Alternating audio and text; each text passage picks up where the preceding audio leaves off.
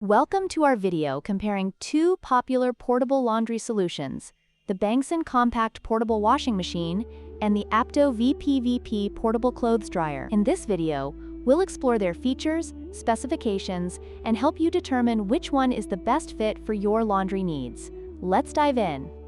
The BANGSON Compact Portable Washing Machine boasts a wash capacity of 11 pounds, making it suitable for larger loads compared to the Apto VPVP Portable Clothes Dryer, which is designed for smaller items and lacks a specific weight capacity. This difference in capacity is crucial for users who need to wash more clothes at once.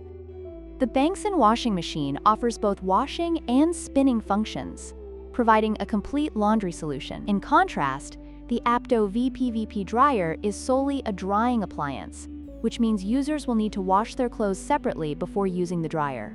This distinction is essential for understanding how each product fits into your laundry routine. While both products are designed for small spaces, the BANGSON washing machine is heavier at 28 pounds, making it less portable than the Apto VPVP dryer, which weighs only 2.6 pounds. This makes the dryer a more convenient option for those who need to move their appliance frequently, such as in RVs or dorms.